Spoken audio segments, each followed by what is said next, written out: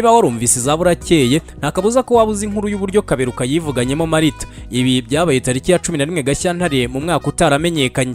Kuri iyi tariki nibwo umusore utarivuze amazina yagombaga kujya gusura umukunzi we nk'uko bari barabyumvikanye.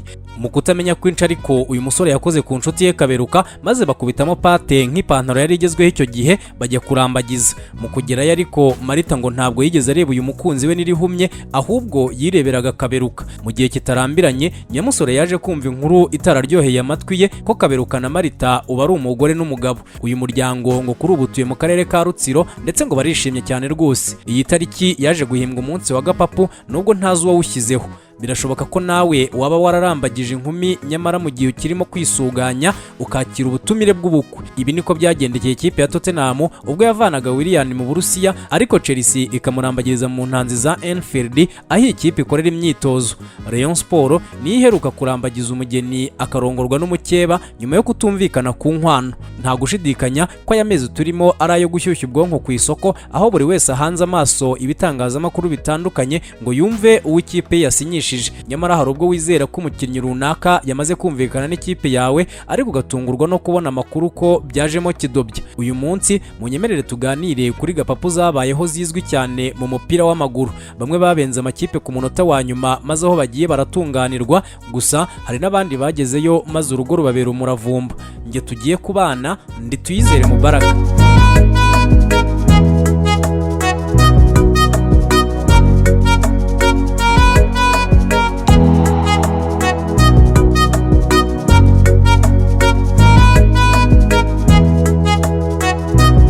That's the danger of medicals before contracts. But at the same time, if you... Icyo nicyo kibi cyo gukora ikizami cy'ubuzima mbere y'uko umukinnyi asinya amasezerano. Ariko nanone musinya amasezerano umukinnyi agatsindwa ikizami cy'ubuzima, nabwo muba mufite ibyago byo kuba mwatunga umukinnyi utameze neza. Ugomba gukora ikizami cy'ubuzima mbere, ariko ukagikora mu ibanga rikomeye cyane. N'abandi benshi niba umukinnyi ameze neza ukamusinyisha, niba atameze neza n'umwandiriza ahazaza ubwira isi yose ko afite ibibazo. Ugomba kubikora mu ibanga, wamara kumukoresha ikizami cy'ubuzima mukumvikana ko yabasinyira n'ibindi bikurikiraho, ubundi mukabitangaza muti byose byarangiye. Rimwe na rimwe sinatwe tubishyira hanze, ahubwo itangazamakuru mufite aho mukura amakuru hizewe, rero bikarangira rimwe mu bitangaje imbere yacu. That have great sources and find everything, but that's the risk. Reka duhere muri 2013 mu mpeshyi y'uwo mwaka nibwo Jose Mourinho yagarutse gutoza ikipe ya Chelsea. Uyu mugabo yaraje kubaka Chelsea yari imaze imyaka 3 itazuka igikombe cya shampiyona gisa. Uyu akihagera yatangiye kugura abakinnyi batandukanye bagombaga kumufasha kugarura Chelsea ku murongo. Ku rundi ruhande ikipe ya Liverpool yari irimo kurwana inkundura na Tottenham ku munyabrazil wari uri kuzamuka neza muri iyo myaka. Tottenham yatsinze urugamba maze Liverpool itangaza ko itakiri mu ntambara yo gushaka Willian. Nyamara ariko ngakagabo gahimba kandi kataraza. Daniel Levy yumvikanye na Anzi Makachikra uyu musore yakiniraga ndetse anumvikana n'umukinnyi ku giti cye. Willian yuriye rutema ikirere maze yerekeza i Londres. Akigera kuri Anfield, ikibuga Tottenham ikoreraho imyitozo, yicaye ategereje gukora ikizamini cy'ubuzima. Gusa ariko aya makuru yaguye mu matwi ya Jose Mourinho maze ahamagara abahagarariye Willian ababwira ko yifuza uwo musore muri Chelsea. Willian yaritaye mu gutwi maze afata utwangushye aca mu cyanzu. Daniel Levy yagarutse kureba umusore ngo amujyana aho agomba gukorera ikizamini cy'ubuzima, ariko asanga ikirari cyumye kera. Uyu yatunguwe no kubona amafoto ya Willian aturuka Cobham, amenya ko Chelsea yamubereye Kaberuka. Willian avuga ko atari kwitesha amahirwe yarabonye kuko Chelsea yamuhaga ibiruti byo Tottenham yari irimo kumuha, ndetse kandi ko intego za Chelsea arizo zifatika kuruta iz'iyi kipe yo mu majyaruguru ya Londres. Uyu musore iyo ajya muri Tottenham nawe yari kujya ku rutonde rw'abakinnyi beza banyuze muri Premier League, ariko bagataha amaramasa nta gikombe batwaye. Willian waguzwe miliyoni 30 icyo gihe yatwaranye na Chelsea Premier League ebyiri, FA Cup imwe, League Cup imwe na UEFA Europa League imwe. Uyu yakiniye Chelsea imikino 339 ayitsindira ibitego 63. Iyi ni imwe muri Gapapu zavugishije benshi. Reka tuve Londres tujye Manchester. Muri Mutarama 2018 nibwo ikipe ya Manchester City na Pep Guardiola batangiye kurambagiza umunyabrazil ukina hagati mu kibuga.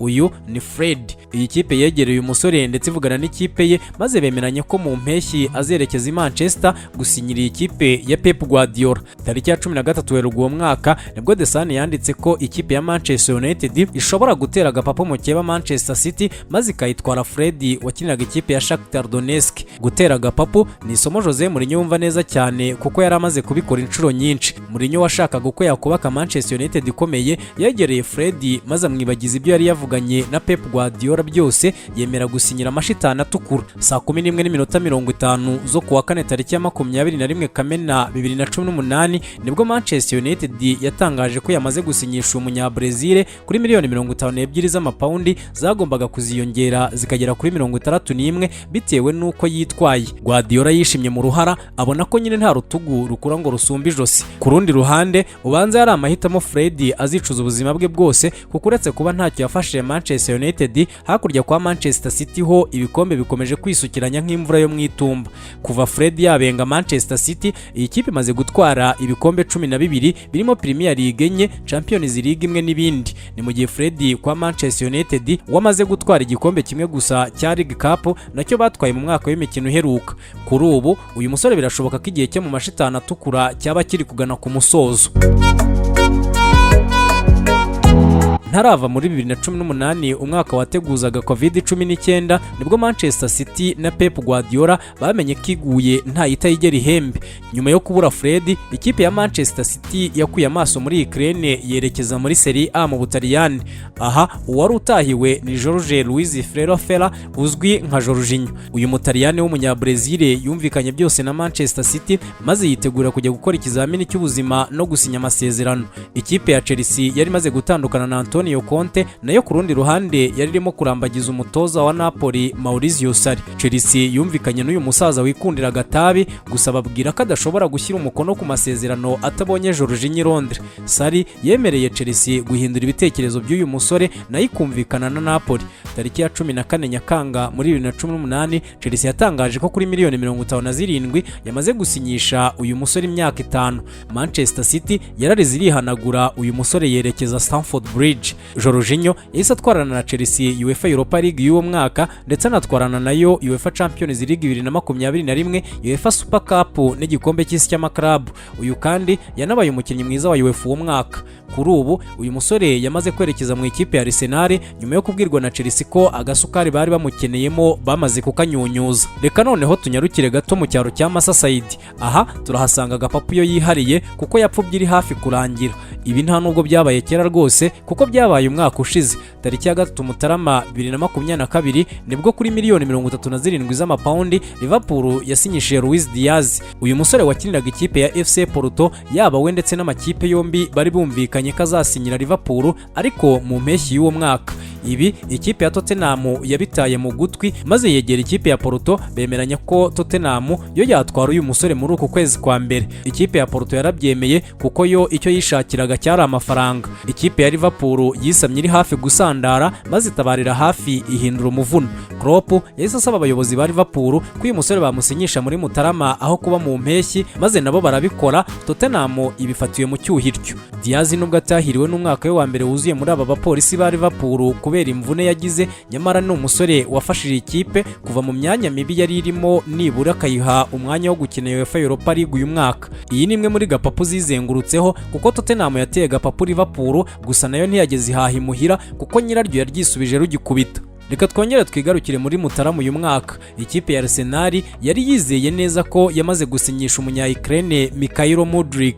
Abafana ba Arsenal bicaye bicinye icyara bategereje ko ikipe yabo itangaza uyu mababa wihuta kurusha ingeragere. Nyamara inkuru bumvise mu matwi yabo yaje ari incamugongo kuko tariki ya 15 Mutarama ikipe ya Chelsea yatangaje ko yamaze gusinyisha uyu musore kuri miliyoni 88 z'amapaundi. Mudryk yateye umugongo Arsenal ku munota wa nyuma ngo nyuma yo kwerekwa umushinga wa Chelsea maze akabona ari utanga icyizere. Umuyobozi wa Shakhtar Donetsk Rinat Akhmetov yavuze ko bahisemo kutagurisha uyu musore muri Arsenal kuko iyi kipe yabasuzuguye ikavugisha uyu musore batabizi. Ikindi ngo nuko addons iyi kipe yatangaga babonaga ko bigoye kuzazibona kuko Arsenal idaheruka ibikombe ndetse ko babona ko no mu myaka iri imbere bigoye ko yazabitwara. Kuri ubu Mudryk ntacyo arabasha gufasha ikipe ya Chelsea kuko mu mezi 6 ayimazemo iyi kipe yasoje ku mwanya wa 12 muri Premier League ndetse uyu musore uretse assist ebyiri yatanze ntabwo arabasha gutsindira iyi kipe igitego.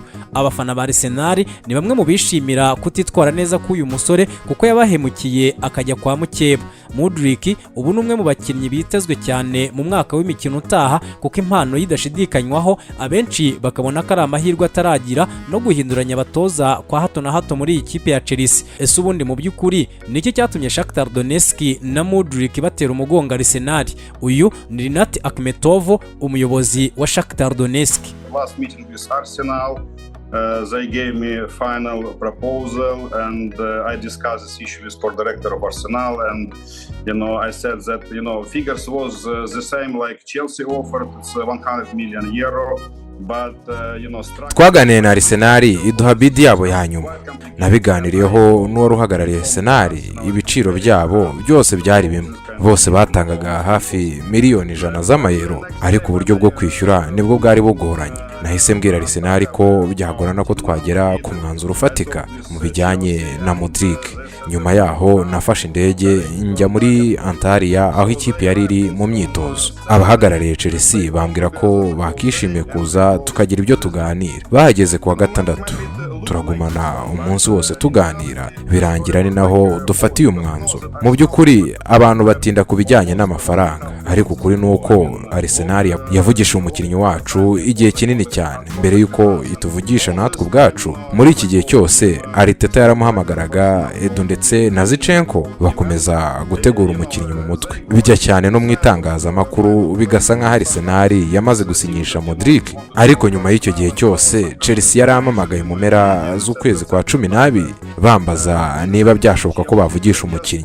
Babwira ko ntacyo bitwaye, ndanabahuza baganira ku bijyanye n'imishahara ye ndetse n'uduhimbaza amasiki muri rusange. Twaganiriye icyumweru kimwe gusa tuvugana ku bijyanye n'amafaranga, ariko kuko Arsenal yari yaramuvugishije igihe kinini byasaga nkaho Mudryk ashaka kujya muri Arsenal yonyine.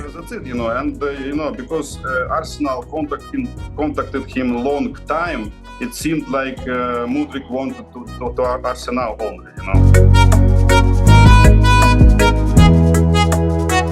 Reka dusubire inyuma gato mu bihe twerekeze muri 2003. Uyu mwaka niwo watumye ikipe ya Manchester United idatunga umwe mu bakinnyi beza bari bazi kuryoshya umupira.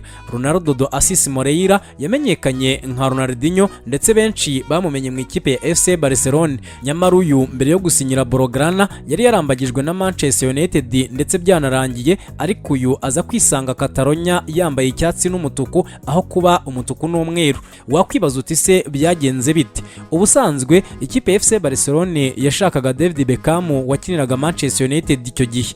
Gusa iyi kipe ya Barcelona yaje gutsindwa urugamba kuko uyu mugabo yasinyiye mu keba wayo Real Madrid.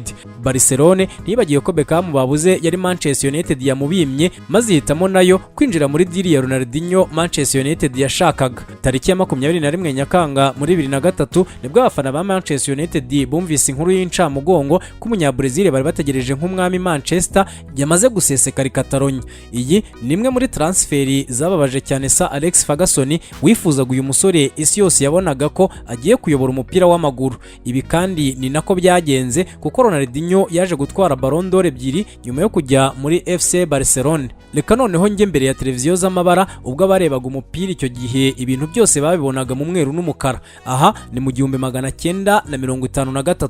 Muri uyu mwaka nibwo umukinnyi wari umwe mu beza icyo gihe yateje saga ikomeye imwe mu zabayeho muri transfer. Alfredo Di Stefano yari umukinnyi w'ikipe ya Millonarios yo muri Colombia. Ku myaka 27 uyu yifuzwaga n'amakipe yari akomeye icyo gihe arimo FC Barcelona na Real Madrid. Uyu mugabo ariko nubwo yakiniraga ikipe ya Millonarios yaragifitweho uburenganzira n'ikipe ya River Plate yo muri Argentine yari yaraciyemo. Ikipe ya FC Barcelona yarihuse muri iyi deal ndetse amakipe yombi yemeranya ko uyu musore asinyira Barcelona. Impapuro zaratanzwe na FIFA ibihumugisha, ariko Real Madrid yo yari tarava kwizima.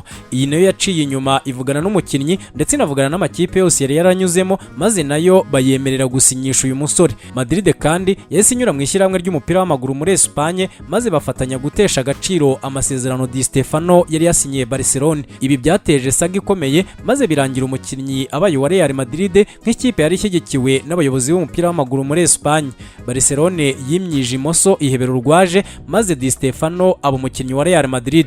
FIFA yashyizeho Armando Munoz Serero nk'umuhuza w'aya makipe yombi muri iki kibazo. Uyu wari perezida w'ishyirahamwe ry'umupira w'amaguru muri Espagne yategetse ko Di Stefano azakina imyaka 2 ibanza muri Real Madrid agakina indi myaka 2 muri FC Barcelona. Gusa ariko ikipe ya FC Barcelona ibi yarabyanze maze igurisha icyo gice cyayo mu keba, ubwo Real Madrid bayegukanye umukinnyi burundu. Uyu mugabo yamaze imyaka 11 muri Los Blancos atwarana nayo ibikombe bya Champions 8, Champions League 5 n'ibindi bikombe bitandukanye. Ibitego 308 Di Stefano yatsindiye Real Madrid bimushyira ku mwanya wa 4 mu batsindiye ikipe ibitego byinshi mu mateka. Mu mpeshyi yo mu 1997 nibwo ikipe ya Arsenal yeretse Tottenham ko nta mwana usya ahubwo ajya kuvoma. Muri uwo mwaka ikipe ya Tottenham yirobeye agafi maze Arsenal ntiyahurura n'umunzani gusa ahubwo inazana ipanu yo kugakarangaho. Icyo gihe nibwo Emmanuel Petit yararimo kubica bigacika muri Monaco. Petit yavuganye n'ikipe ya Tottenham maze bumvikana byose, yewe n'amakipe yombi arumvikana. Spurs yamutegeye indege ndetse yishyura taxi yagombaga kumuvana ku kibuga cy'indege ageze i Londres. Ubwo yuriraga indege ariko Arsene Wenger wari waratoje Monaco yamenye amakuru y'uko uyu musore agiye kugera Londres maze apanga kumushimuta. Wenger yamagaye uyu musore kuri telefone maze mu Rufaransa rwinshi amubwira ko mbere yo kujya gusinyira Tottenham yabanza akajya kumusura iwe mu rugo. Emmanuel Petit yahamagaye Alan Sugar wari chairman wa Spurs amubwira ko amasaha bari bumvikanye ko basinyiraho amasezerano bayigize inyuma. Uyu yakoresheje taxi yishyuwe na Tottenham ajya gusura muzehe Wenger ndetse ava mu rugo rw'uyu musaza amaze gusinya amasezerano nk'umukinnyi wa Arsenal. Alan Gasukari nako Sugar wari umuyobozi wa Tottenham yarebye induru ya mbega ryatungo ririnda urugo aba ateye inkunga bakeba mu buryo atari yapanze.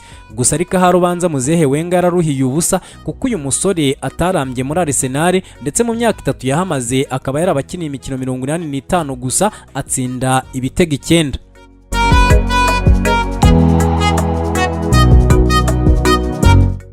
Mbere yo kugaruka mu rwa Gasabo reka mbanze njye kuri iyi saga itazibagirana haba mu mitwe y'abafana ba Manchester United, aba Chelsea ndetse n'abakunzi b'umupira w'amaguru muri rusange. Iyi nkuru yarenze inzego z'umupira w'amaguru kugeza hitabajwe n'inzego z'umutekano. Ese byagenze bite? Tariki ya 19 Nyakanga muri 2006 nibwo mu buryo bwemewe n'amategeko ikipe ya Chelsea yasinyishije umunyanigeriya John Obi Mikel.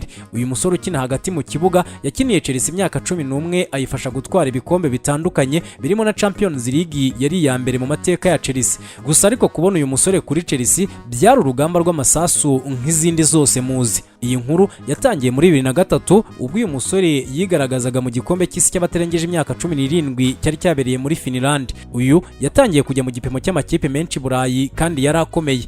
Nyamara ariko mbere yo kujya mu gikombe cy'isi Mikel yari yarabanje kumara igihe yitozanya na Manchester United.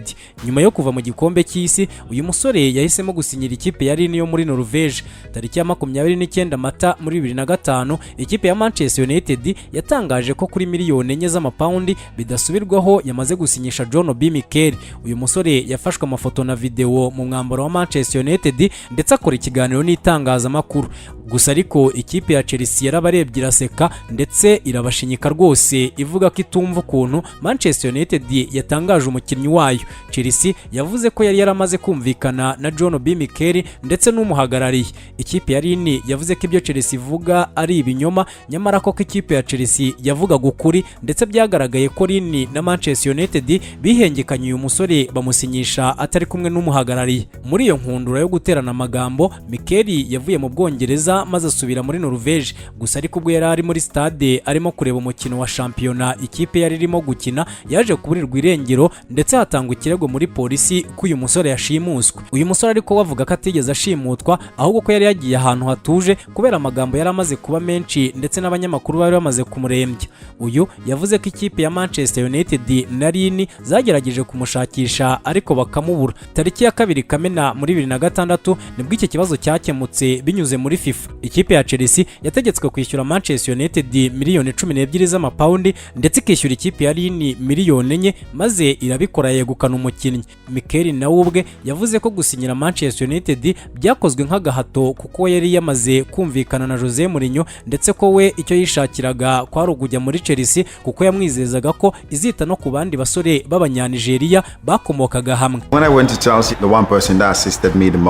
Ubwo najyaga muri Chelsea umuntu wamfashe cyane ni Jose Mourinho wanzanye muri Chelsea mu myitozo yahoraga nyitaho mu by'ukuri akama ubutumwa bunyumvisha ko ikipe najemo ari ikipe y'abagabo kuko iyo ari Chelsea igomba kubikinwamo n'abagabo. Ibintu byose naje gukora mu bihe byose nakiniye umupira nahoraga numva ijwi rya Jose Mourinho mu mutwe wanjye kuko nabanaga n'abakinnyi b'Abanyafurika mu ikipe byari byiza cyane. Ubwo nahageraga Drogba yari ahari akangira inama nyinshi cyane.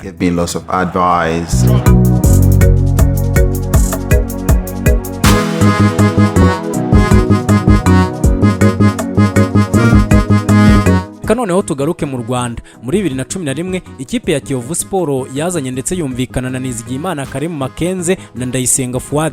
Aba basore bombi bagiye mu biro bya Kiyovu Sport bagirana ibiganiro bya nyuma ndetse rwose n'impapuro z'amasezerano zari ziteguye. Nyamara ariko ikipe ya Rayon Sport nayo yari irimo gucungira hafi aba basore.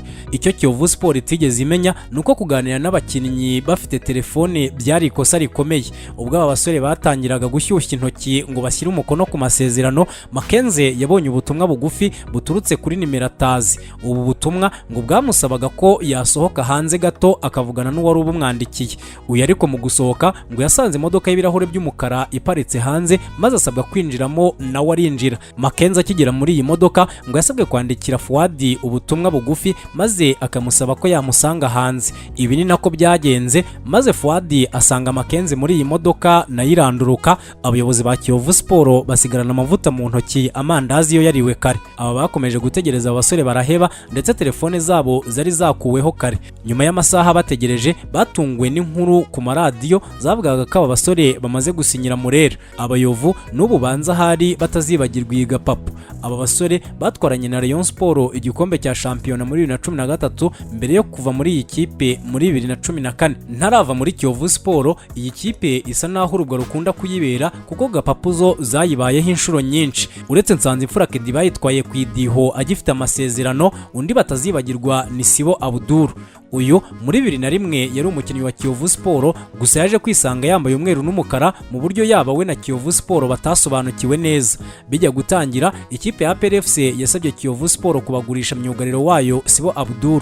Ibi ngo Kiyovu Sport yarabisetse cyane ndetse isubiza APR ko rwose uyu musore atagurishwa. Ubanza hari ariko abo kumumena batari bazi ko akababaje umugabo kamurenza impinga ndetse ko burya ikinaniye amahera uheba. Muri uko guterana amagambo bucece Sibo Abdul we ngo yirengagije ko iyi ntambara nawe imureba maze yihamagarira mushiki wacu babyumvaga kimwe ubundi bihakabyizi biratinda. Uyu mukuru wa Niyonzima Haruna ariko mu kwihakabyizi yashidutse abashinzwe umutekano bamuguye hejuru maze bamuta muri yombi. Ubwo ashinjwa icyaha cyo kuryamana n'umwana utarageza imyaka y'ubukure. Ibi byamubereye urujijo nyamara ntiyarazi ikigamijwe. Ku rundi ruhande ikipe ya Kiyovu Sport yo yakiriye amakuru ko umukinnyi wayo yatawe muri yombi maze iterera agati mu ryinyirinumira iti ubutabera buzakurikizwe. Ku ruhande rwa PRFC bo bari bazi ko operasiyo yose yagenze maze bajya kuzana umukinnyi kuri burigade ayisinyira amasezerano nuko aritahira. Mu by'ukuri icyaha uyu musore yashinjwaga cyari baringa, ahubwo ikipe ya PRFC niyo yari yabipanze byose kugira ngo ibashe kumukura mu maboko ya Kiyovu Sport. Abari bazi ko rero kunyuza umukinnyi muri Gor Mahia yari ibya none mujye nibuka ko hari abanyujijwe muri gereza. Reka mbe ndetse kuva muri 2001 muri uyu mwaka ubwo APR yari iri muri operasiyo zo gutwara Sibo Abdul mu cyaba Rayon Sport nayo ntabwo yari isinziriye.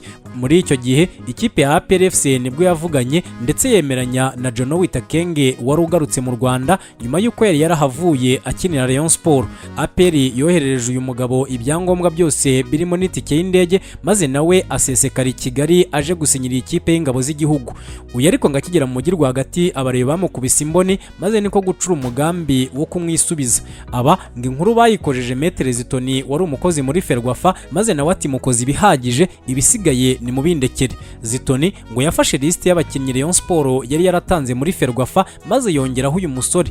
APR yatanze liste maze ibwirwa ko mu bakinnyi yatanze harimo n'umukinnyi wa Rayon Sport Janowita Keng.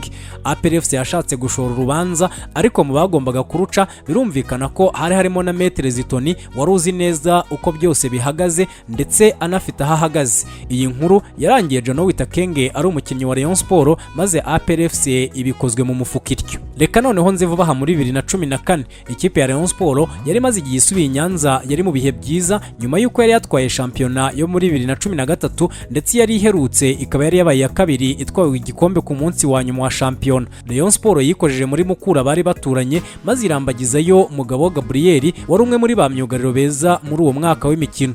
Uyu musore yumvikanye na Rayon Sport ndetse yewe imwishyurira icyumba muri hoteli yagombaga kuraramo agasinya umunsi ukurikiraho. Mu gitondo Rayon Sport yagiye kureba umusore kuri hoteli ngo basinyira heba, nyamara itungurwa no kumva ko Mugabo Gabriel yari yasinyiye ikipe ya Police FC. Rayon yamenye ko Mbonye Umuvunyi wari umufana wayo ariko akaba umunyamabanga mukuru wa polisi ariwe witwikiriye ijoro maze ajya kuri hoteli uyu musore yari yarayemo aramutwara.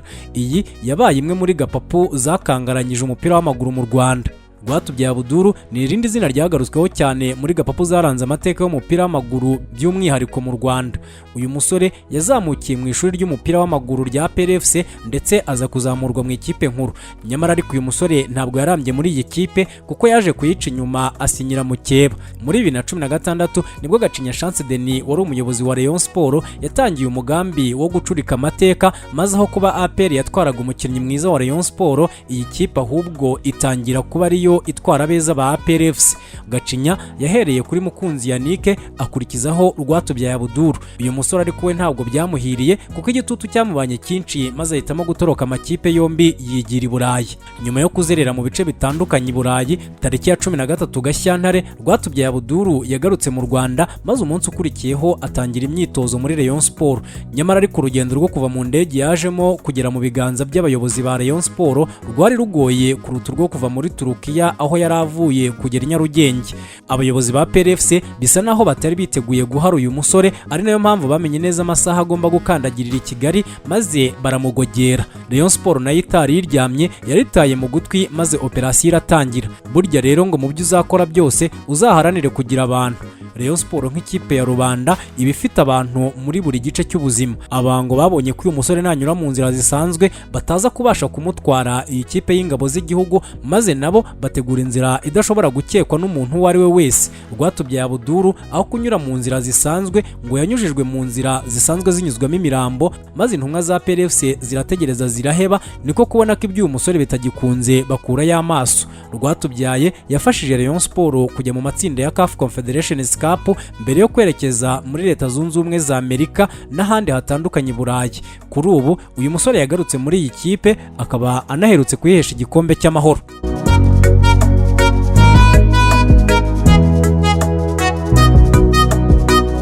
Uwavuga gapapu muri transferi byasaba kongera amasaha y'ikiganiro, gusa ntabwo nasoza ntavuze kuri transferi ebyiri zashegeshe imitima y'abafana ba Rayon Sport. Muri 2016 nibwo amasezerano ya myugariro Manishimwe Emmanuel Mangwende yageze ku musozo muri Rayon Sport. Ntibyatinze tariki ya 13 Nyakanga ikipe ya Rayon Sport yatangaje ko Manishimwe Emmanuel yamaze kongera amasezerano. Abareyo bariruhukije kuko uyu musore yifuzwaga bikomeye na APR FC. Nyamara ariko ibyishimo by'abareyo byarambye kuko umunsi ukurikiyeho ubwo ni tariki 14 Nyakanga APR FC nayo yatangaje ko yasinyishije Mangwende. Igikuba cyaracitse, amabaro waracicikana maze urubanza ruratangira. Ferwafa yanzuye ko Rayon Sport ihabwa 40% by'amafaranga uyu musore yaguzwe nkuko byari bikuye mu masezerano ye, ariko ikamuharira mu Keba. Ibi ni nako byagenze maze Rayon Sport yishyurwa 3,200,000 ubundi iheba umukinnyi. Tariki ya 21 Kanama abareyo bongeye gushenga umutima ubwo babonaga abasore bane